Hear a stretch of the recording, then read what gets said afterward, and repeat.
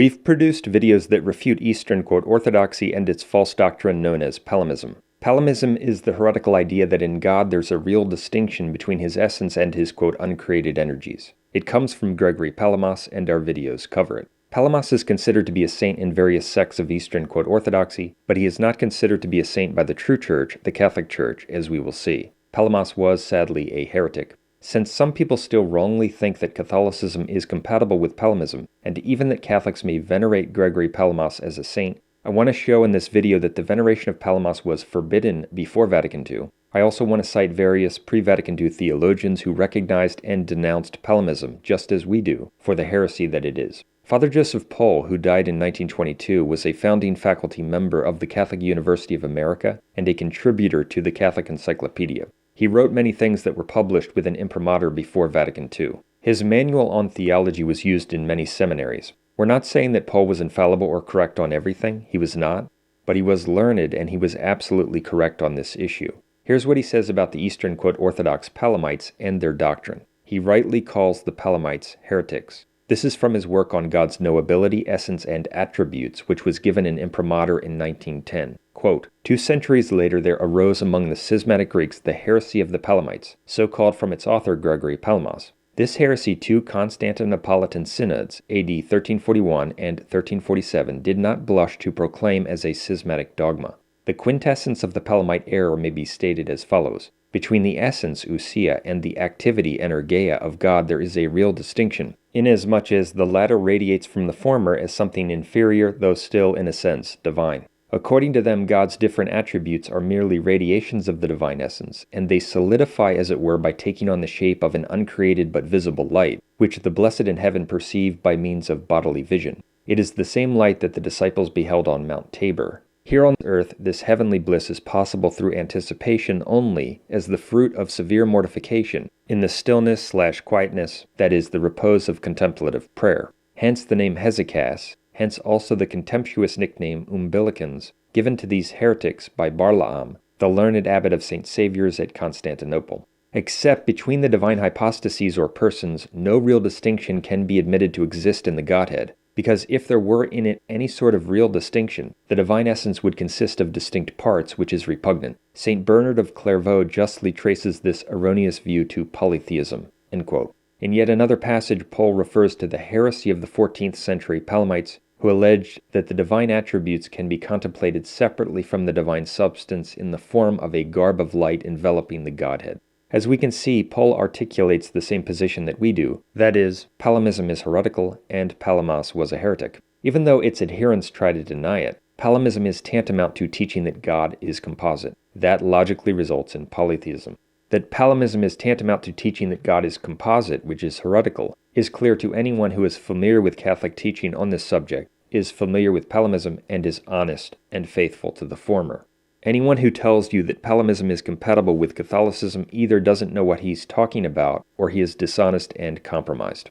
Another pre-Vatican II theologian who recognized that Palamism is heresy was Father Martin Juji. Juji was one of the most learned men of his day on matters that pertain to Eastern Orthodoxy and Palamism. He was professor of dogmatic theology at the Pontifical Oriental Institute in Rome from 1917 to 1952. Juji considered Palamas to be a heretical innovator. He said that Palamas' system is undeniably a novelty in the history of Byzantine theology. He said that Palamism gravely adulterates the notion of God, leading to monstrous errors. Norman Russell, author of Gregory Palamas and the Making of Palamism in the Modern Age, called Juji's position on Palamas the dominant Catholic line at the time. So the dominant Catholic position before Vatican II was that Palamism is a heretical novelty and a monstrous false doctrine. Juji also described the Palamites of the 14th and 15th centuries as those who conceive of God in an anthropomorphic manner, that is, in a manner of having human attributes, and place in him a metaphysical composition of substance and of accident. Since Palamism is so clearly opposed to Christian truth about God, Juji believed that a proper analysis of it was a powerful way of demonstrating that Eastern Orthodoxy is a false religion, and he was correct. People need to be converted to the one true faith of Christ, the traditional Catholic faith, to be saved.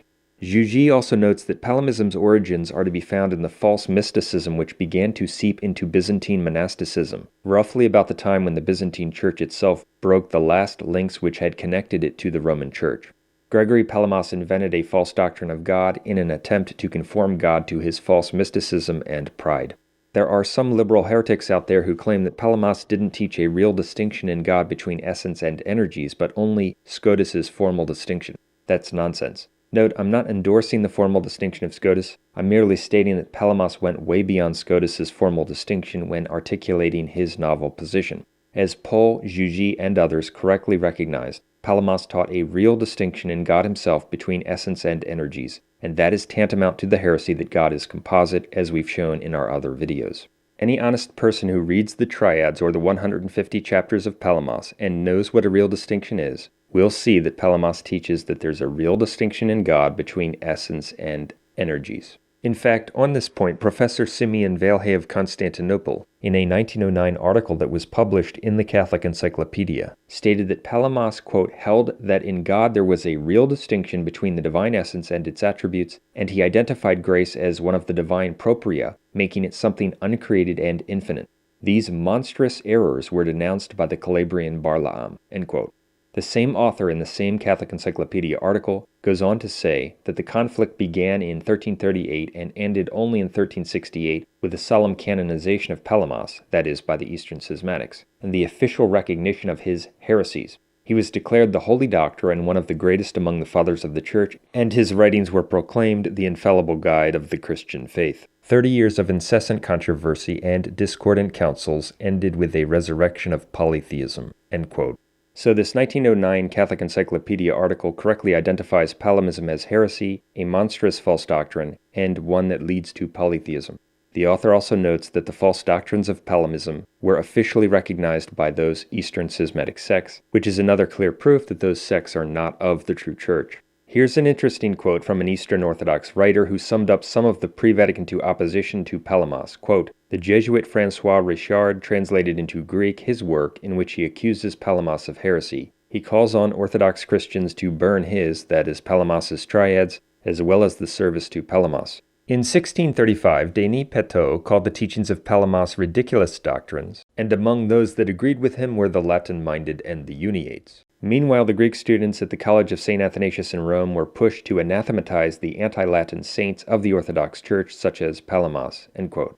Denis Petot, who called the teachings of Palamas ridiculous doctrines, is described by the Catholic Encyclopedia as one of the most distinguished theologians of the 17th century. These condemnations of Palamism by theologians before Vatican II shouldn't be surprising when you consider that Palamas, among his other ridiculous doctrines, taught that there are some energies that have a beginning yet are still uncreated. That is blatantly heretical, for every Christian must believe and profess that whatever begins to exist is created, and that God is immutable in his divinity. If God begins to have new uncreated energies, then he is not absolutely immutable in his divinity. But the councils declare that God is immutable in his divinity. Read the Council of Nicaea or Ephesus or Chalcedon or Athanasius, and you will discover that anything that changes is created, contrary to the heretical assertion of Palamas. If you defend Palamas's blatantly heretical teaching that there are some energies that have a beginning yet are still uncreated, which he sets forth more than once in the Triads, then you are simply a fool and a heretic. Palamas also taught that the, quote, uncreated energies are exceeded, surpassed, and transcended infinitely by the divine essence. Obviously, therefore, they cannot be the same God. We could give other quotes, but these should suffice to show that people before Vatican II who were familiar with these matters and faithful to Catholic teaching, at least on the doctrine of God, rightly recognized that Palamism is heresy. But what about the fact that in the post-Vatican II period, Palamas is venerated as a saint by certain people who claim to be Uniates? That is, certain people who purport to be members of Eastern Rite churches that profess union with Rome. That's a practice of the Vatican II sect, which is not the true Catholic Church, as our material covers in detail. People need to know that Palamas was venerated by certain Eastern schismatics shortly after his death. When some of those Eastern schismatic groups converted to Catholicism, they unfortunately did not remove the veneration of the heretic Palamas from their calendars. However, in 1720, an important provincial synod of the Uniate Church was held called the Synod of Zamość or Zamostia. The decrees of this 1720 Synod of Zamość were confirmed by Pope Benedict XIII in an apostolic constitution, as Pope Pius XII points out in his 1945 encyclical on the Ruthenians.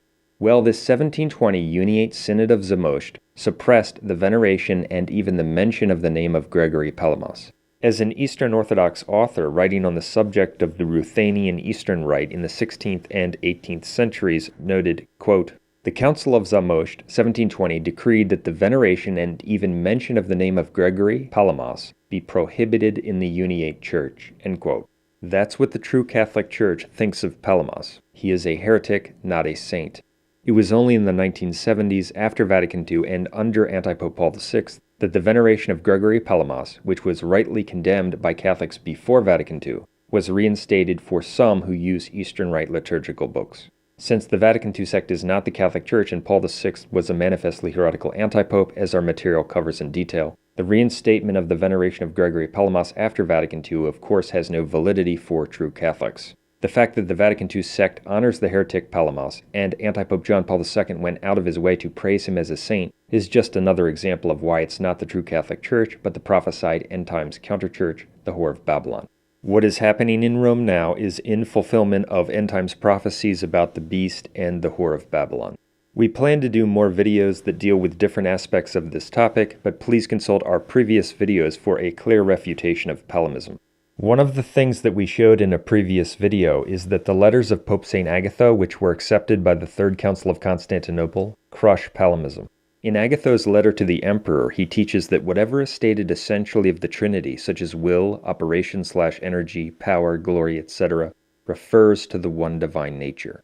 That contradicts Palamism, which asserts that the divine attributes, the uncreated energy, glory, etc., are not the divine nature. Likewise, in the letter of Agatho and the Roman Synod of 125 bishops, which was also accepted by Constantinople III, it is explicitly taught that the one divine essence or nature is the divine glory, the essential will, the essential operation/energy, etc. That totally refutes Palamism, which teaches, among other things, that the divine attributes, the uncreated glory, and the uncreated operation/energy are not the divine essence or nature.